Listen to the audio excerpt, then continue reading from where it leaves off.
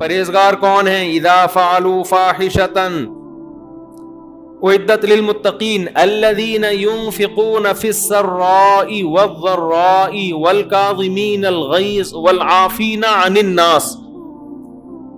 یہ وہ لوگ ہیں جو صبح و شام خوشی اور غمی میں اللہ کی راہ میں خرچ کرتے رہتے ہیں. ينفقون جو ہے نا، یہ کوئی کام تسلسل کے ساتھ ہو تو اس پر دلالت کرتا ہے.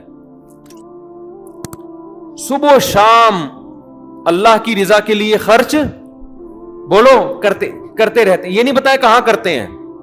تو قرآن کا عجیب بلاغت ہے. صحابہ نے نبی سے پوچھا یا رسول اللہ ماذا ينفقون، ہم کیا خرچ کریں؟ قرآن نے، صحابہ نے جو سوال پوچھا تھا نا، قرآن نے وہ جواب نہیں دیا. قرآن نے کہا قل ما انفقتم من خیر فللوالدین، جو بھی خرچ کرو والدین پہ خرچ کرو، والمساکین، مسکینوں پہ خرچ کرو، رشتہ داروں پہ خرچ کرو. صحابہ کا سوال یہ نہیں تھا کہ کہاں خرچ کریں، سوال یہ تھا کہ بول لو نا یار کیا خرچ کریں. جواب کیا دیا جا رہا ہے؟ کہاں خرچ کریں.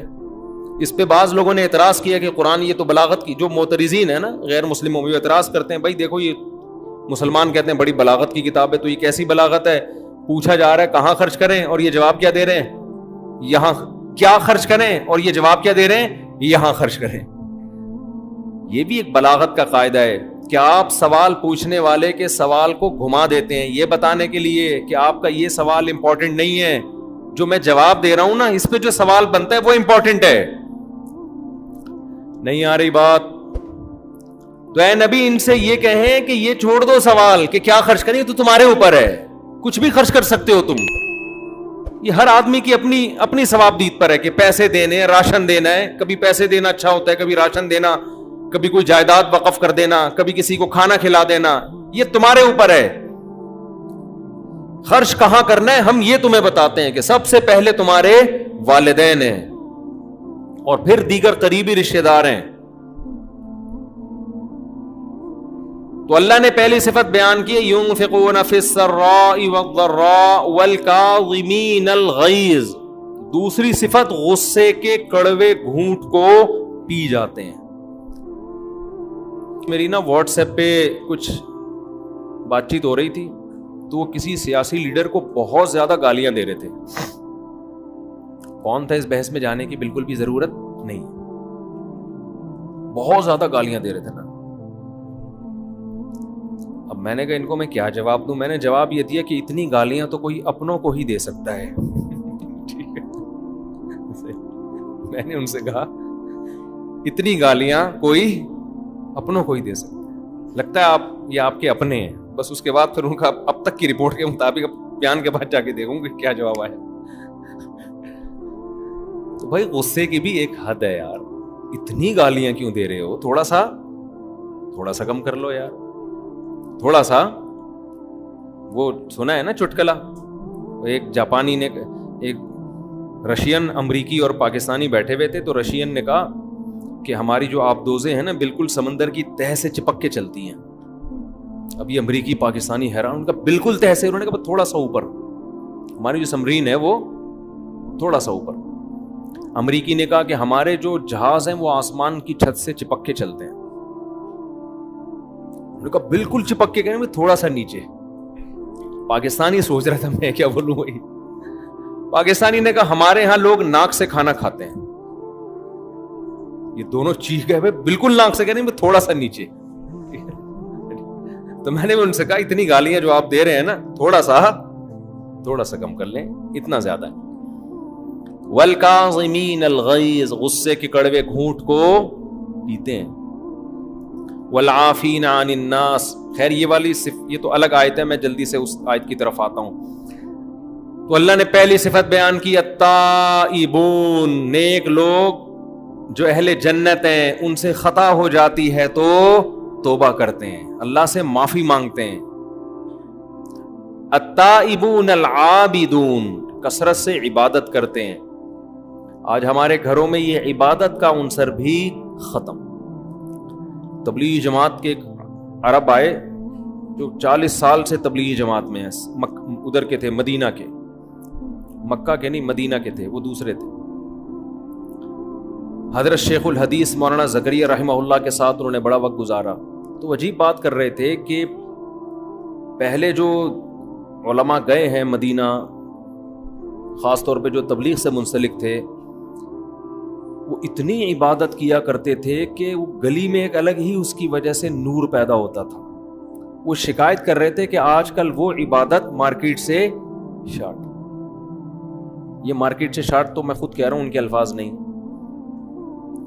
تو ہم اتنی عبادت نہیں کر سکتے بھائی۔ کچھ گھروں میں نبی نے فرمایا نا، اپنے گھروں کو قبرستان نہ بناؤ،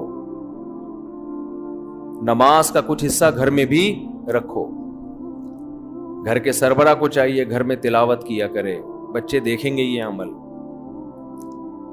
بہتر یہ سنتیں گھر میں جا کے پڑھیں، بچے یہ عمل دیکھیں گے۔ ماؤں کو چاہیے، حدیث میں آتا ہے اپنے گھر میں ایک کمرہ مصلی بنا لو، نماز کے لیے خاص کر دو۔ نبی صلی اللہ علیہ وسلم کا حکم ہے، اگر اللہ نے آپ کو کشادہ گھر دیا ہے تو ایک کمرہ عبادت کے لیے خاص کر دیں۔ مجھے بڑی خوشی ہوئی، کچھ دن پہلے رمضان میں ڈیفنس جانا ہوا تو بڑا گھر تھا، ان صاحب نے ایک کمرہ مجھے دکھایا، اتنا خوبصورت، اور مسجد بنایا ہوا تھا اس کو، یعنی مسجد کے ڈیزائن پہ۔ وہ تھی مسجد نہیں، وہ تو جائز نہیں ہے نا مسجد گھر میں، کیونکہ پھر سب کسی کو آپ روک نہیں سکتے، اور اس میں خوشبو کی دھونی عود جل رہی ہے اس میں، ایسا پیارا ماحول، انسان کا دل کرتا ہے کہ میں نماز کی نیت باندھ لوں، میں یہاں تلاوت کروں۔ ہم نے اپنے بڑوں کو، علماء کو دیکھا ہے کہ گھر میں جو کمرہ وہ نماز کے لیے خاص کرتے ہیں، سب سے خوبصورت کمرہ وہی ہوتا ہے۔ اس کا بڑا اثر پڑتا ہے جب صفائی ستھرائی ہو، اچھی خوشبو، یہ جو الکوہلک خوشبوئیں جو دماغ میں چڑھتی ہیں، اس سے نماز کا لطف خراب ہوتا ہے، اچھا نہیں ہوتا۔ تو ایسا جب ماحول ہوتا ہے، تبھی تو قرآن نے حکم دیا نا کہ طاہر بیتی للطائفین والعاکفین، میرے گھر کو پاک صاف رکھو۔ جہاں صفائی ستھرائی، طہارت، پاکی ہوگی، انسان خود بخود عبادت کی طرف مائل ہوتا ہے۔ تو کوشش کریں اپنے گھر میں ایسا کمرہ بنائیں جہاں آپ جس کمرے کو نماز کے لیے، عبادت کے لیے خاص کر دیں، اس پہ ایک مصلی ڈال دیں، یہ اللہ اللہ کرنے کا کمرہ، بچوں کو بتا دیں یہ اللہ اللہ کرنے کی جگہ ہے۔ سمجھتے ہیں کہ نہیں سمجھتے؟ اور اگر اللہ نے گنجائش نہیں دی ہے، گھر چھوٹا ہے، 2 کمرے ہیں، اب ایک کو اللہ اللہ کرنے والا کمرہ بنا دیں گے تو بچے کہاں بیٹھیں گے؟ تو ایک چھوٹی سی جگہ کو کارنر میں کھینچ لیں بھائی، کیا خیال ہے؟ ہمارے حضرت رحمہ اللہ تعالیٰ کا ایک ان کے گھر میں بھی زیادہ کمرے نہیں تھے، تو انہوں نے ایک تخت کے جو ہے نا اس کے اوپر ایک مصلی لا کے رکھا ہوا تھا، وہی نماز ہوتی تھی ان کی۔ جگہ خاص کر لینی چاہیے۔ التائبون العابدون الحامدون، اللہ نے فرمایا ہمارے نیک بندوں کی ایک صفت یہ ہے کہ اللہ کی تعریفیں بہت کرتے ہیں، وہ بات بات پہ اللہ کی تعریف۔ پہلے آپ کو پتا ہے جب بھی کسی غریب سے، غریب آدمی سے بھی آپ خیریت پوچھتے تھے، وہ کہتے تھے اللہ کا بہت فضل ہے، یہ اللہ کی تعریف ہو رہی ہے نا۔ پھر بعد میں اپنے دکھڑے بھی سناتا تھا کہ جیب کٹ گئی، یہ ہو گیا وغیرہ وغیرہ۔ شروع میں کیا بھائی اللہ کا بہت فضل، اب آہستہ آہستہ یہ رواج آتا جا رہا ہے، بات ہی شکایتوں سے شروع، اور بھائی کیسے حالات چل رہے ہیں، اب کیا کریں، سمجھ رہے ہیں نا؟ اب چھوڑا ہے، بچے میں ہیں بس، مرے نہیں بس، یہ شکر کرو، ڈپریشن سے میرا تو دماغ کی رکھ پڑ جائے، یہ باتیں چل رہی ہوتی ہیں۔ تو اللہ کہتے ہیں ہمارے نیک بندے الحامدون، اللہ کی تعریف بہت زیادہ کرتے ہیں۔ پانی پینے کے بعد الحمدللہ، تمام تعریفیں اللہ کے لیے۔ کھانا کھانے کے بعد الحمدللہ الذی اطعمنا، خدا کی قسم کھانا کھانے میں وہ مزہ نہیں ہے جو کھانے کے بعد اس دعا میں اللہ نے لذت رکھی ہے۔ تمام تعریفیں، دیکھو غیر مسلم کھاتا ہے آپ کو تھینک یو کہے گا، بنانے والے کا شکر ادا نہیں کرے گا۔ وہ برگر کھائے گا، جس نے کھلایا اس کو تھینک یو کہہ دے گا، حالانکہ پیسے بھی دے رہا ہے، اس کو تھینک یو کی ضرورت ہی نہیں ہے، وہ بھی اس کو تھینک یو اور یہ بھی اس کو تھینک یو، تھینک یو کا تبادلہ ہو رہا ہے۔ اس نے پیسے دیے، کوئی احسان نہیں کیا، پیسے دے دیے نا، بدلہ دے دیا احسان کا، اور اس نے پیسوں کے بدلے میں اس کو برگر دے دیا, تھینک یو بنتا ہے؟ پھر بھی تکلف میں تھینک یو. اور جس کا بنتا ہے تھینک یو, اس کا کوئی تذکرہ غیر مسلم کی زبان پہ نہیں ہوتا. ما کان لکم ان تنبتوا شجرہا, قرآن کہتا ہے یہ ان درختوں کو تمہارے ہاتھوں نے تھوڑی بنایا ہے.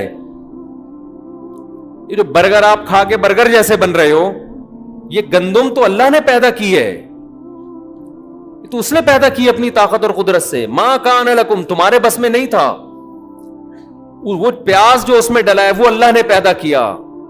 ایک ایک چیز, گوشت اللہ نے بنایا, ہر چیز. مجھے نہیں پتا برگر میں آج کل کیا کیا ڈل رہا ہے, جو چیزیں ہیں ہو سکتا ہے لوگ اس پہ بھی کمنٹس کرتے ہیں کہ اس کو پورا برگر بھی 3 پارٹس بتائے برگر کے, جو اہم چیز تھی وہ تو بتائی نہیں. تو ہمیں بس اتنا سائنسی معلومات برگر کے بارے میں پتا ہے کہ برگر کھا کے آدمی کیسا بن جاتا ہے, برگر جیسا بن جاتا ہے. ایسے دباؤ تو دب جائے گا وہ آرام سے. جو پراٹھے کھانے والا ہے اس کو دباؤ کے دبے گا نہیں, وہ سمجھ رہے ہیں نا, بولے گا آگے سے وہ کہ کیوں دبا رہا ہے بھائی تو, صحیح ہے نا. تو ما کان لکم ان تنبتوا شجرہا, اللہ کہتے ہیں یہ میرا شکر نہیں ادا کرتے. تو مسلمان جب کھانا کھاتا ہے تو مسلمان کو کھانے میں وہ مزہ نہیں آتا جو یہ دعا میں آتا ہے, الحمدللہ الذی, تمام تعریفیں اس اللہ کے لیے ہیں, اطعمنا, جس نے ہمیں کھلایا, وسقانا, اور جس نے ہمیں پلایا. اور سب سے مزے کی بات یہ, کھلاتا تو کافروں کو بھی ہے جو اس کا شکر ادا نہیں کرتے. ہمیں یہ دعا پڑھنے کی توفیق دی شکر کی, وجعلنا مسلمین, ہمیں اس نے فرما بردار بنا دیا, مسلم بنا دیا کہ آج اس کی نعمت کھا کے اس کا شکر ادا کر رہے ہیں. یہ اس سے بڑا احسان ہے اس کا. کتنا مزہ. دیکھو نبی صلی اللہ علیہ وسلم جب روزہ افطار کرتے, ذہب وما, آپ یہ دعا کرتے, یہ بھی اللہ کی تعریف ہے. ایسی خاندانی دعا ہے, ایسی خاندانی دعا. ذہب وما, پیاس چلی گئی. یہ کس کا شکر ہو رہا ہے؟ اللہ کا. میرے رب نے میری پیاس دور کر دی. وبتلت العروق, اور رگیں تر ہو گئیں. وثبت الاجر انشاء اللہ, اور اللہ نے چاہا تو روزے کا اجر اعمال میں لکھ دیا گیا. مزے ہی مزے ہیں نا. یا تو یہ ہوتا اللہ کہتے روزے کا اجر جب لکھوں گا جب پیاس کنٹینیو رہے تیری, یہ بجھانے کی تجھے اجازت نہیں ہے, پھر روزے کا اجر لکھوں گا. ابھی تو نے کھا لیا نا, اب کیا, تو مزے ہو گئے نا تیرے. بلکہ روزے دار کو جو کھانے میں مزہ آتا ہے وہ تو عام آدمی کو آتا بھی نہیں ہے. للصائم فرحتان, حدیث میں آتا ہے روزے دار کے لیے 2 خوشیاں ہیں. ایک خوشی عند الافطار, جب وہ کیا کرتا ہے افطار, اور ایک خوشی قیامت میں جب اجر ملے گا. اور یہ جو روزے میں افطار کی خوشی ہے, یہ خوشی بھوکے جو بھوک کی حالت میں کوئی غیر مسلم کھانا کھائے اسے وہ خوشی نہیں ہوتی, کیونکہ یہاں بھی 2 خوشیاں مل رہی ہوتی ہیں. یہ صرف کھانے کی خوشی نہیں ہوتی کہ پکوڑے کھا رہا ہوں, سموسے کھا رہا ہوں, کھجور کھا رہا ہوں. یہ خوشی اس بات پہ ہوتی ہے کہ یہ کھا بھی کس کے حکم پہ رہا ہوں, اللہ. اب وہ مجھے کھاتا دیکھ کے خوش ہو رہا ہے. جس کا اللہ سے جتنا گہرا تعلق ہوگا اس کو افطار کی خوشی اتنی زیادہ ہوگی. بھوک اور پیاس کے بعد اللہ کے لیے جب انسان روزہ افطار کرتا ہے اور آخر میں یہ دعا پڑھتا ہے, ذهب الظما وبتلت العروق وثبت الاجر انشاء اللہ, یہ مزہ غیر مسلم کے پاس نہیں ہے. یہ آپشن اللہ نے, یہ لذت, یہ دعا کی لذت اللہ نے صرف مسلمان کو دی ہے. پیاس چلی گئی, رگیں تر ہو گئیں, اور اللہ کے ہاں میرا اجر لکھ دیا گیا. اللہ اس اجر کو ضائع تھوڑی کرے گا جو آپ نے کیا ہے. تو اللہ نے صفت بیان کی, بس میں بیان ختم کر رہا ہوں. الحامدون, کہ ہمارے نیک بندے ہماری تعریف بہت کثرت سے کرتے ہیں. تو اٹھتے بیٹھتے اپنے کلام کا حصہ بنا لیں اللہ کی تعریف. جنت میں بھی جنتی یہی کریں گے, بات بات پہ اللہ کی تعریف, بات بات پہ اللہ کی تعریف. تو عادت بنا لیں, جب کوئی پوچھے کیا حال ہے, بھائی اللہ کا بڑا فضل ہے, کیسے ہی حالات ہوں, کیسی طبیعت ہے, الحمدللہ, اللہ کا فضل. جیسے پیغمبر ہر بات کو کس کی طرف لے کے جاتے تھے, اللہ کی طرف. ابراہیم علیہ السلام کہتے ہیں وَإِذَا مَرِضْتُ فَهُوَ يَشْفِينِ, میں جب بیمار ہوتا ہوں اللہ مجھے شفا دیتا ہے. اب سوال پیدا ہوتا ہے بیمار بھی تو اللہ ہی کرتا ہے نا بھائی. ہونا یہ چاہیے تھا کہ جب اللہ مجھے بیمار کرتا ہے تو ٹھیک بھی وہی کرتا ہے. بیماری کا کہہ رہے ہیں جب میں بیمار ہوتا ہوں ٹھیک کون کرتا ہے؟ اللہ. وجہ کیا ہے کہ بیمار کرنا یہ کوئی تعریف کا عمل کہلاتا نہیں ہے, ٹھیک کرنا تعریف والا عمل کہلاتا ہے. تو نسبت ٹھیک کرنے کی اللہ کی طرف کی جا رہی ہے, بیماری کی اپنی طرف. جنات بھی بڑے ہوشیار ہیں, دیکھو انہوں نے بھی یہ بات کی سورہ جن میں, انا لا ندری اشر ارید بمن فی الارض ام اراد بہم ربہم رشدا. کہنے لگے بھائی نبی ایک محمد صلی اللہ علیہ وسلم ہے, انہوں نے نبوت کا دعویٰ کیا ہے, اللہ نے کسی کو نبی بنا کے بھیجا ہے. اب ہمیں نہیں پتا کہ زمین والوں کے ساتھ شر کا ارادہ کیا گیا ہے یا رب نے خیر کا ارادہ کیا ہے. نہیں یہی بات سمجھ. کہنا تو یہ چاہیے تھا نا کہ اللہ نے پیغمبر کو, بعض دفعہ اللہ پیغمبر بھیجتے ہیں حجت تمام کر کے عذاب دینے کے لیے کہ ان پر حجت تمام کرو پھر ختم کرو ان کو, تو یہ تو شر ہو گیا نا. تو جنات یہ کہہ سکتے تھے کہ ہمیں نہیں پتا کہ اللہ نے بندوں کے ساتھ شر کا ارادہ کیا ہے یا خیر کا, یا دونوں جگہ اللہ کا نام نہ لیتے. کہتے ہمیں نہیں پتا دنیا والوں کے ساتھ شر کا ارادہ کیا گیا ہے, پیسو وائز استعمال کرتے ہیں فعل مجہول, شر کا ارادہ کیا گیا ہے یا خیر کا. نا نا نا نا, جہاں شر کی بات آئی فاعل کو حذف کر لیا, پیسو وائز کے طور پہ بیان کیا گیا. جہاں خیر کی بات آئی اللہ کا تذکرہ کر رہے ہیں. انا لا ندری, جنات کہہ رہے ہیں ہمیں نہیں پتا.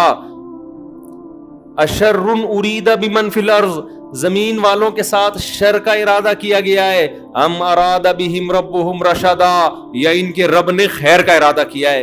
اس سے پتہ چلتا ہے جنات اتنے ہوشیار ہوتے ہیں. اب آپ بتاؤ یہ عاملوں کے قبضے میں آ سکتے ہیں جو پاگل ہوتے ہیں؟ عامل اتنا ہوشیار ہوتا ہے کہ کلام میں اس کو اتنی تمیز ہو کہ کس کی نسبت اللہ کی طرف کرنی ہے, وہ تو پھینک رہا ہوتا ہے بیٹھ کے. تو اتنی ذہین مخلوق اس کے قبضے میں آئے گی؟ یہ تو بے وقوف لوگ عاملوں پر ایمان لے کر آتے ہیں. تو جنات قبضے میں نہیں آتے ہیں, ایسی بیکار باتیں یہ. اللہ تعالیٰ سمجھنے کی عمل کی توفیق عطا فرمائے.